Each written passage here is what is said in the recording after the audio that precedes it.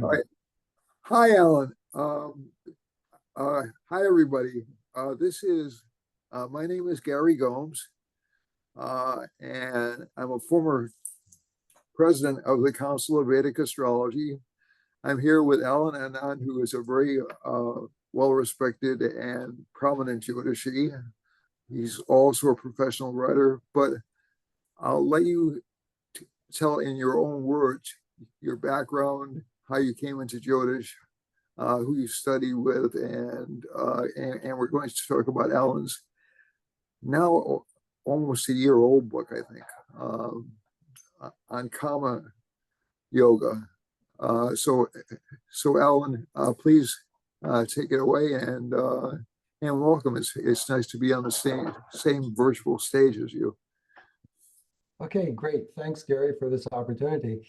Yeah, so just a brief bit of my background. I was originally a Western astrologer. I studied with British Faculty of Astrological Studies, got my diploma from them. Boy, I hate to say this, back in 1980, kind of dates me. And then for probably 15 years, I was a dedicated Western astrologer. I was a tutor for the faculty for their North American body of students back in the days when it was correspondence by snail mail. That's the way people did their coursework back in the day. And I had a practice in Montreal and was teaching Western astrology at 3 different levels, beginners, intermediate, and advanced. And at one point, somewhere there in the mid-90s, a friend gifted me a book on Vedic astrology. It was actually James Braha's book, Ancient Hindu Astrology for the Modern Vedic Astrologer, Modern Western Astrologer. And I started to read that, and tell truth, I almost threw it away after a couple of chapters because I realized I'd have to convert to the sidereal zodiac. And in so doing, many of my fire sign planets would become water signs. And I was like, no, I can't. But then I persevered with it and realized after a while, okay, this, I'm grudgingly bending, this makes sense. Okay, so I persevered with it.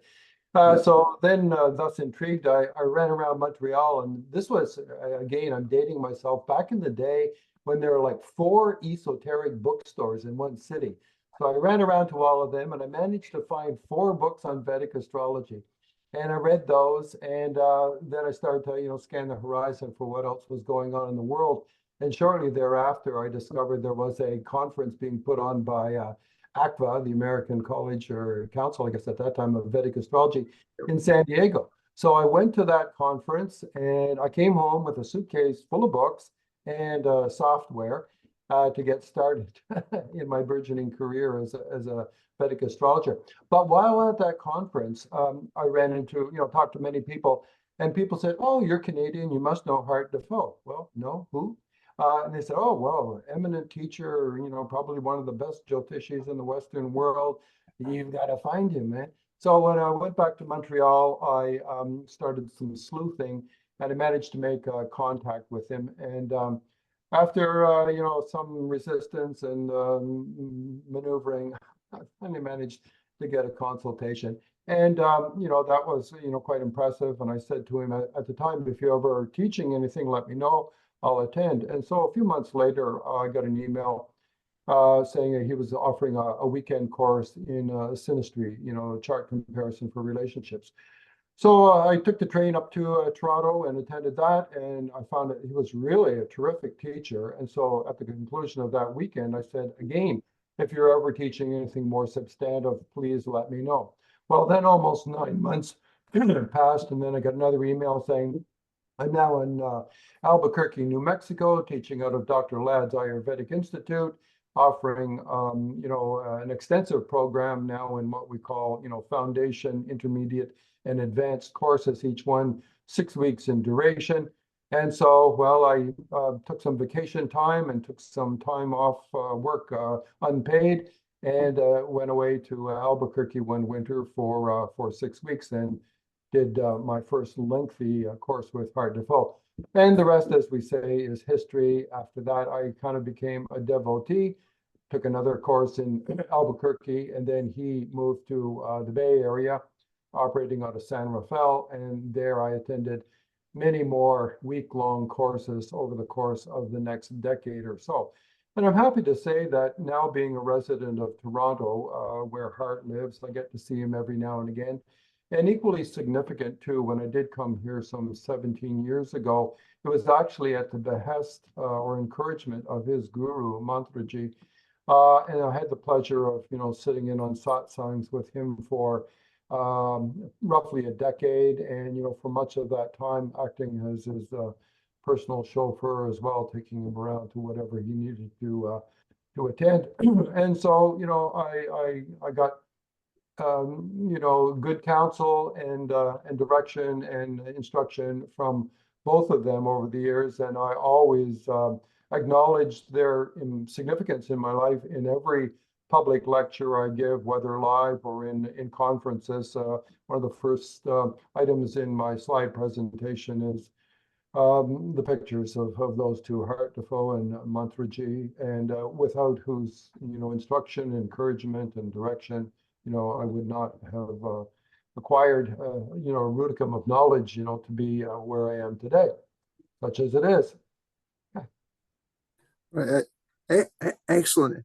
And you've written a series of books already. You've written, I believe it's 6 books on Jyotish already. I guess 7 now. There's an interesting story there as well too. For years and years, even prior to my becoming an astrologer, I was a writer, and over the years I've published, I kind of lost track, 7 novels. And at one point, some I don't know what, 10 years ago, in discussion with Mantraji, I said to him, like, what do you think? Is writing novels, like a worthy profession, an honorable profession? Because I was having some doubts about it. It's a struggle, and it wasn't paying me very much.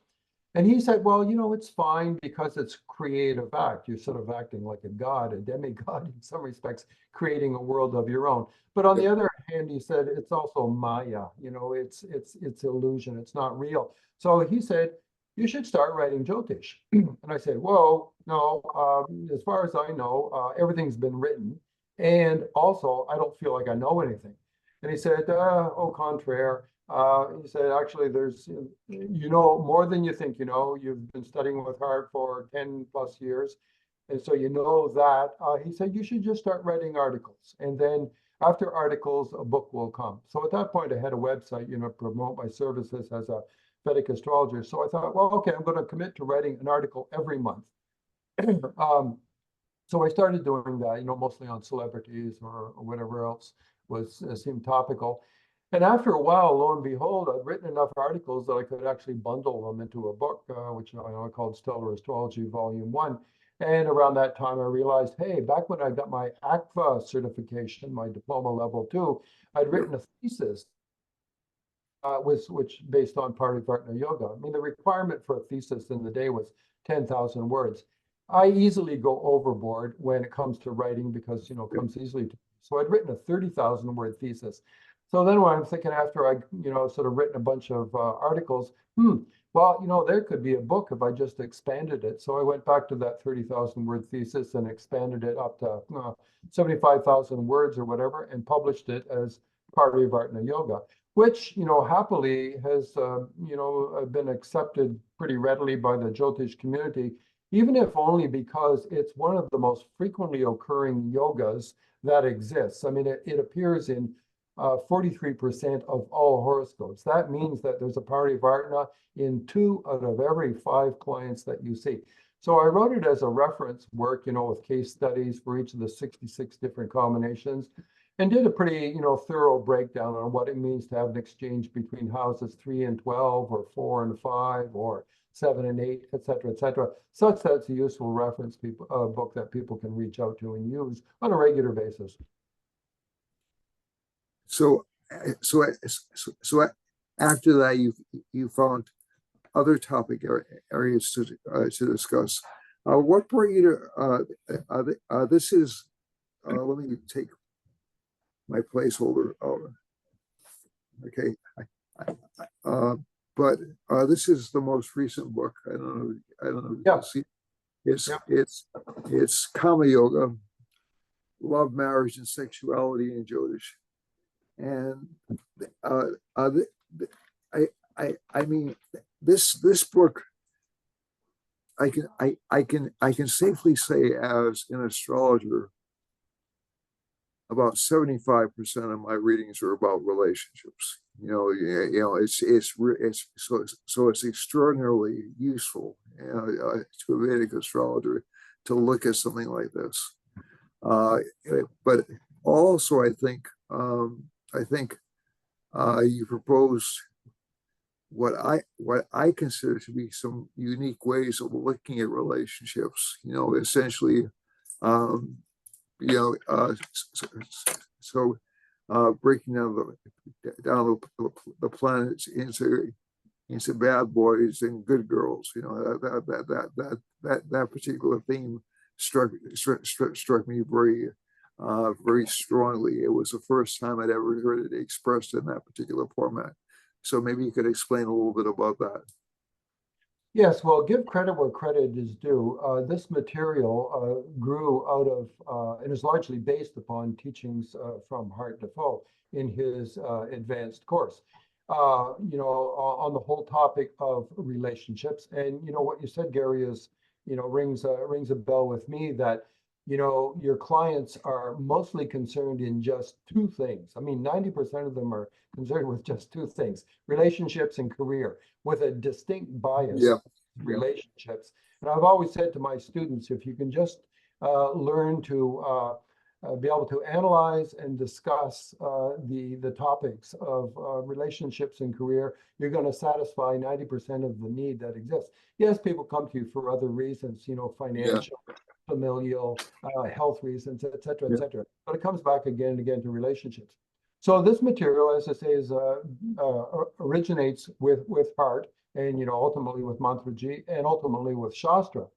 And so, some of the terminology that I've used is unique to me, and it's part of, the bad boys, Mars, Saturn, and the nodes, versus the good girls, Moon and Venus. The masculinity, hard-edged sort of sexuality or passion versus the sort of soft-edged romanticism of the feminine planets. I mean, those labels are mine, but the concepts, courtesy of Hart Defoe. And basically, in his course, and what I have laid out, in painstaking detail in the book, are the protocols for identifying people who are romantics versus those who are cynics. I mean, some people come to you and say, will I ever get married? And hidden beneath that is a sort of a desire to know, like, do I have to get married? What did I do wrong? Do I have to get married? So not everybody, is more and more people are saying that nowadays, actually. Yeah, exactly. It's become even more topical. It used to be, in our parents' era, I mean, you had to become married. Virtually, you were some kind of misfit.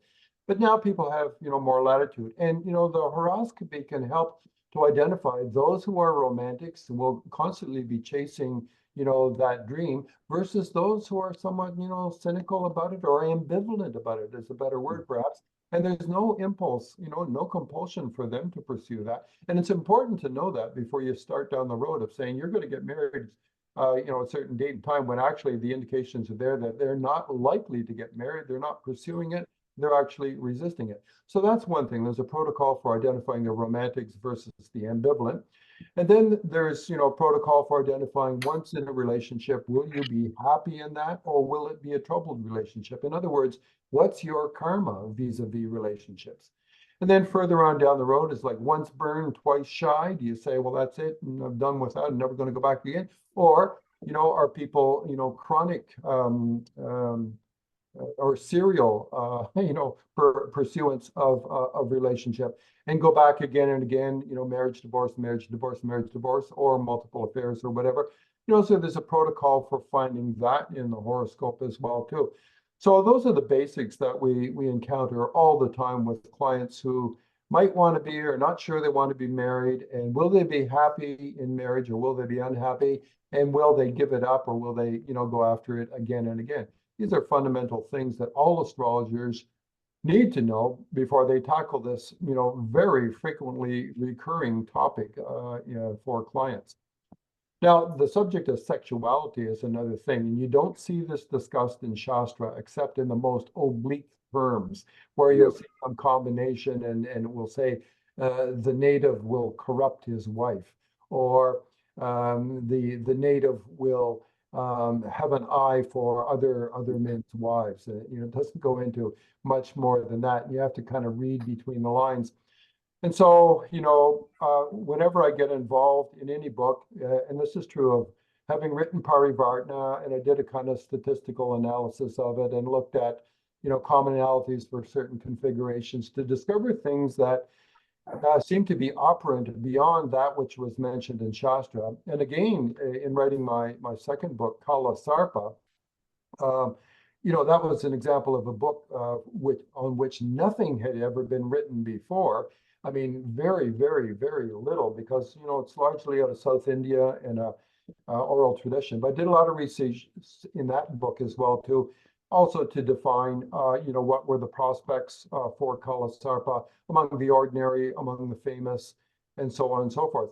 And I did the same thing with Kama Yoga and discovered, I think, some unique things that Viparita yoga, for instance, is something that can indicate sort of, heightened sexuality. Pravraja configuration can also do that as well too. And certain parivartanas when they involve the seventh and the sixth, seventh and the 12th, seventh and the eighth. So I believe, I've contributed in some degree to an exploration of the ramifications of Jyotish beyond that which has already been laid out, sometimes succinctly and sometimes only obliquely in Shastra. And I've taken what I've found, courtesy of Hart's sort of initial guidance and instruction, and run with that and try to explore other things that I discovered along the way. And I hope the end result is, quite a rich body of work on that particular topic. Well, I think one of the things, especially about things like color, like just to digress for a second, especially on things like Kalasapa, they're feared and they're not really well understood. So I think that by writing about a topic that nobody else writes about, you can at least spread some light, some jyoti on it, and say, well, at least if you have this combination, there are certainly going to be some challenges, but there are also going to be great opportunities. Yeah, the thing about Kama Yoga is you can perhaps help people identify, in the terms of your Kama Yoga work, there are things you can help people identify in, let's say, why they get tired of a relationship, why they're in multiple relationships. One of the, and again, it's not like I'm any special gifted person. One of the first things I can see in a chart is trouble in a relationship. It's just really, really pronounced. It's extremely obvious in a chart if you've been doing astrology for any number of years. And but also there are, I guess, for lack of a better term, there are ways you can help give advice to a person in order to help them evade their own ensnarements. But I did want to say, especially one thing I want to commend you on was you provided copious examples. You have examples in every chart to explain every combination. You give really good examples. You explain the logic. You also explain when things aren't quite tied together as you think they would be. So again, as we know in Jyotish, there are always exceptions to every rule, right? There are always mitigating circumstances. And also one other thing I noticed, especially in people who have addiction problems, like sexual addiction problems, there are other problems in the chart as well. So maybe you can touch briefly on those things. Yeah, okay. First, just on the subject of examples, I mean, I had a good example of somebody who gave lots of examples. Hart Defoe was excellent with this, and all of his courses when he presented material. Okay, here's a yoga. Here's, it's 5 people who have this yoga where it works. Here's one who has it where it doesn't work. And this was not to suggest that Jyotish was failing, but basically to acknowledge the reality of the world. And sometimes a configuration simply, has consequences that are predictable, and in other times, for reasons unbeknownst to us or other complicating factors in the horoscope, this yoga doesn't manifest as you might think. Har was always fond of saying, we're trying to be as good as meteorologists so that we're like 75% right. And if you can be 75% right with all of your clients, you will definitely generate positive word of mouth and traffic to your desk. So he frequently gave examples. And in the books that I wrote with Parivartana Yoga, for instance, I did a case study for each of the 66 different combinations of House Lord Exchange. When I wrote my book on Kala Sarpa, I did 3 detailed examples of each configuration. Kala Sarpa with Rahu Ketu through houses 1 and 7, houses 2 and 8, houses 3 and 9. 3 examples for each of those in quite a bit of detail. On the basic premise that Kala Sarpa acts as a magnifying glass to sort of expand or amplify, magnify whatever has already existed in the chart and how that would manifest. And with Kama Yoga, yes, I got carried away, I admit, because I like to do the research. I like to have foolish examples. I like to have multiple examples, and I forget how many I used. I think I had 48 case studies. And I enjoy writing these. I mean, it's interesting to read a biography and put it together. That's a challenge to do it succinctly in 300 words. I'm kind of formulaic in the way that I put together my materials, that every bio is sort of equal length and every analysis is as well too. Originally I had 60 examples for the Kama Yoga Sangha, but I eliminated 12 of them because the 12 living examples who, in a litigious world, even though I'm not saying anything out of order and it's all just public knowledge anyway, whatever I've pulled together and collated, I decided I'm going to leave them out because actually 48 case studies is quite enough already, as you probably admit. So I've got 12 sort of in the back of my pocket. And as they die off, perhaps I will use them in future articles. But yes, it's quite an undertaking, but very worthwhile to have done so, to get into detailed examples. Because the beauty of writing books, I got to say, is that you learn all over again, and you actually learn that subject in depth to a degree that you never had before you started working on the book. That's my experience with all 3 of these books: Parivartana Yoga, Kala Sarpa, Kama Yoga. I know far more now than I did when I entered into it, even though I'd been through courses and read books about them. Well, not books about Kala Sarpa because there was nothing written, but you know what I mean. When you teach, you have to prepare, and in preparing, you do a lot of homework and case studies or chart examples, and you end up learning a whole lot. And so when I do this, it's as much for me as for the ultimate reader who will see the book. Yeah. Now about the other issue, so essentially, I'm one of the things that I took from your book was that sex addiction was essentially part of a larger, or let's say multiple relationships or multiple affairs, was part of a larger, and I'm not being moralistic here. It has nothing to do with morality, but it seems to be part of a larger affliction pattern in the chart. Yes, okay. I realized you'd pose that question earlier in my extended answer.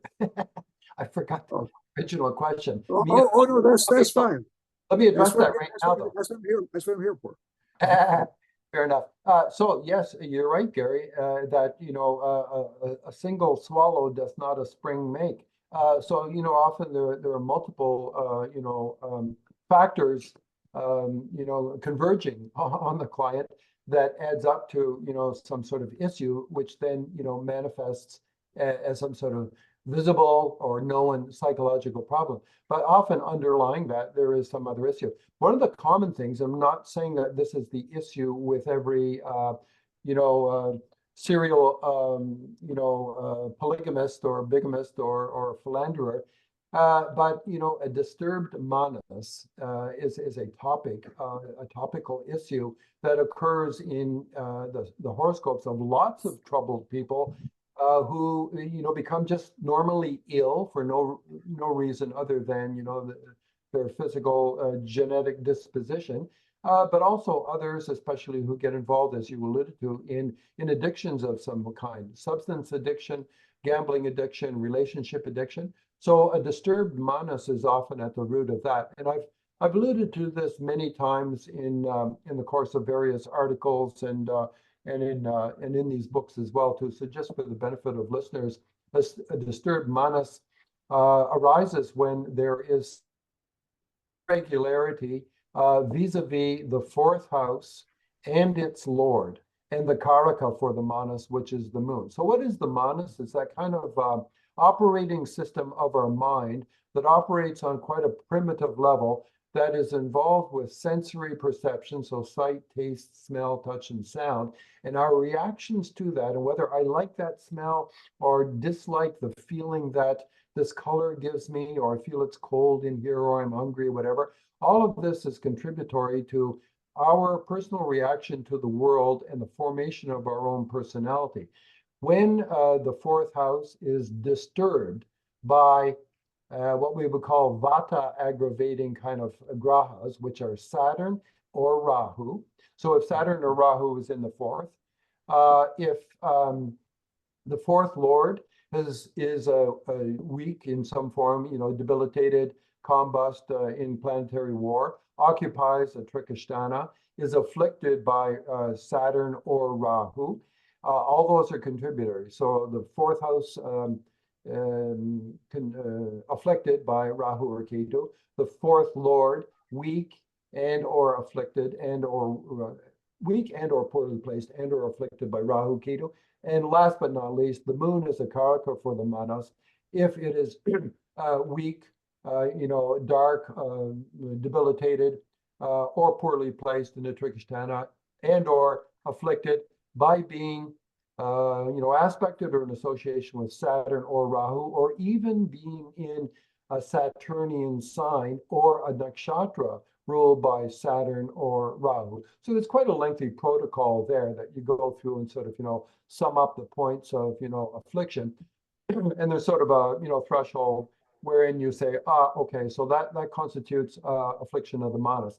Then there's a little craziness in the psyche of that individual. And now it's really just a question, based upon whatever else you see in the chart, how that, I shouldn't say craziness, I should say some sort of dysfunctionality in the psyche. And then based upon other stuff that you see in the horoscope, how will it manifest? As a sort of a genetic illness, as an eating disorder, as a relationship disorder, as career dysfunctionality, as gambling addiction, et cetera, et cetera, et cetera. So, there's usually a few factors involved there. But, underlying all that is that condition. It's like the language we used in the era of COVID, when there were, gosh, and I've forgotten the phrase for it now, but, sort of pre-existing conditions that were, co-present at the time of, COVID affliction. And then, if you were diabetic or whatever, comorbidities, no, that's not the word, but anyway. Yeah, that's the word. Yeah, is it okay that contributed to it? So, in the horoscope, that's it. It's the perfect storm, right? Of a collision of, some negativity or problematic circumstances which combined can, sort of erupt in some way. Yeah, and I'm not a psychologist, nor have I ever played one on TV, but basically,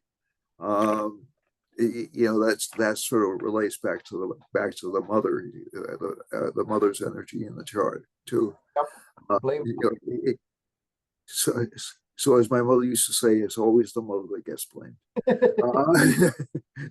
Yeah, but to a certain extent, it's true, or at least from from a Jyotish perspective, is essentially maybe that feeling of security or that feeling of stability gets disrupted by that manus being disrupted. Yeah, no matter, when you're looking for causation, no matter whether you turn towards nature or nurture, you're going to end up blaming, I'm going to use that in quotes, blaming the mother, because by nature, you are genetically a product of your mom. And by nurture, you grow up originally under your mother's guidance, tutelage, care, quote unquote, indoctrination, and all the rest of that. So nature versus nurture still, bears responsibility. Not in a negative way. It's just a natural consequence of way, human life begins. Yeah, and I think I want to make clear that I had a really good relationship with my mother. I'm not blaming you, Mom. Yeah, I'm not blaming you, Mom. But again, it's that sense of security or stability, and I think that can come from a variety of sources. So it doesn't necessarily mean that Mom beat you when you were a kid, let's say, or withheld food from you. I think it's some elements that can afflict the household, because the fourth house is also the house.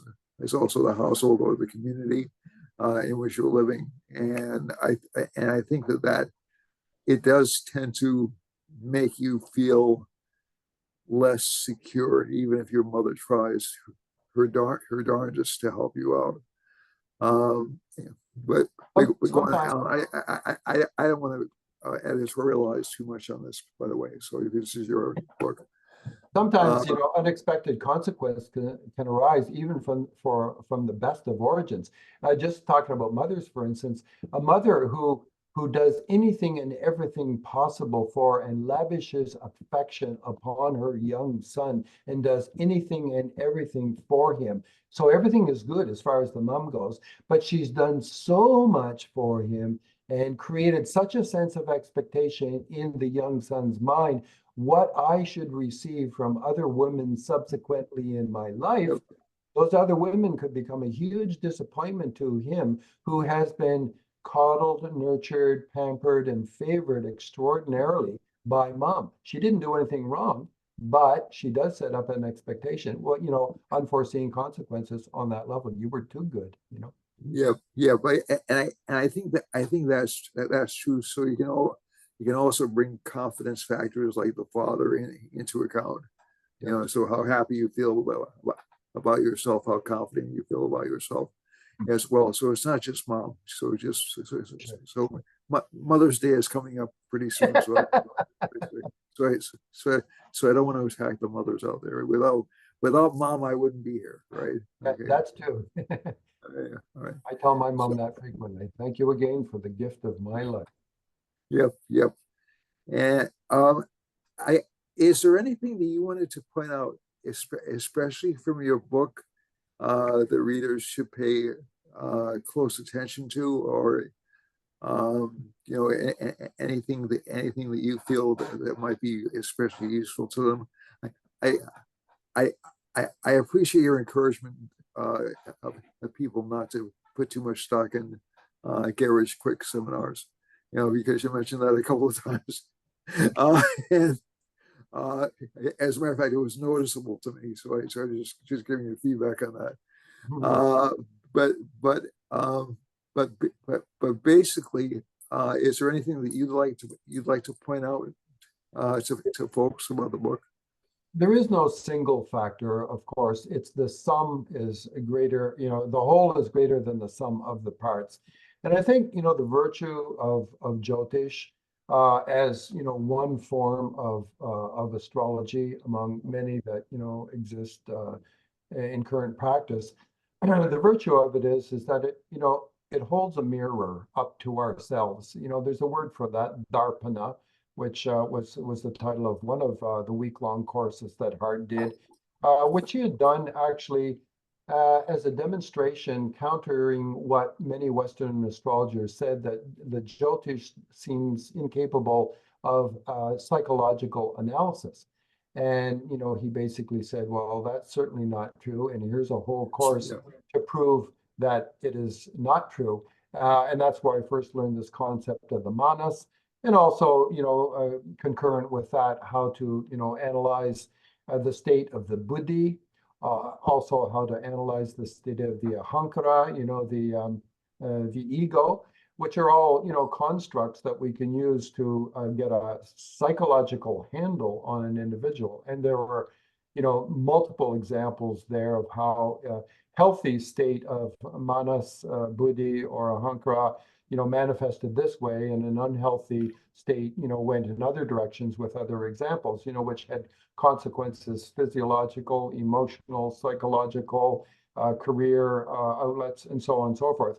The whole of, at the time I thought, wow, this course is kind of too heavy on the theoretical and not a lot on the practical. But after, reviewing those course notes, as I've done for all of Hart's material, because I took slavish notes, I mean, right down to, little sidebar stories and anecdotes and everything. Like, if ever there's a fire in my house, I'll be grabbing that one box, after my wife and dogs are in the house, I'll be grabbing that single, banker's box that contains all those notebooks from my years with Hart. That's probably the most valuable. After that, maybe my guitars. But there's a great body of material there. But in this book, I mean, I think it holds a mirror up to ourselves vis-a-vis an aspect of our lives that is central to us, relationships with others. And, this talks about the primary relationships, typically love relationships, and whether we want them or need them, or whether we avoid them, and how do we behave within them when they're going well or not so well. And again, I think this is all, instructional to who we are as individuals and as a species, how we need relationships. We are, communal in many respects. And even those who don't form, engage in primary bonding, there's some form of secondary bonding where friendship and, collegial relationships are important to us. And I think these techniques that I've outlined here will help people better understand themselves, better understand their own partners, understand their own children, and so that you learn not to expect too much of some people or even of yourselves in the context of relationships. And for instance, especially in terms of children, don't be expecting them to behave, like cookie cutter avatars of some sort of ideal being in a relationship centric world. You are who you are, and you march to the beat of your own drum. And seeing the various ways that horoscopes can be delineated to identify the great variety of ways in which we approach relationships and behave within them. I mean, it can be transformational. I mean, I've had clients sitting across the desk from me who, were first angry at me when I would say that, I don't see you ever becoming married. And then years later come back and said, I hated you that day that you told me. But, 7 years down the road, I found my comfort with that. And I realized that you were right. And it's easier for me now to live with who I am than try to be something that my mother told me I should be. Oops, I'm blaming mom again. But, totally. So, there's truth in Jyotish, and that's the thing, it does shine a light on human behavior, and hence its value, and hence my devotion to it. I'll never retire, because I'll just, go on from one book to another, because each book that I write is a learning experience. And again, thank you, Hart Defoe. Thank you, Mantraji, who came from India to Canada to find a worthy student to whom he would teach Jyotish, who would in turn, spread it in the West. Mission accomplished. Well, I think you've done a masterful job in the book.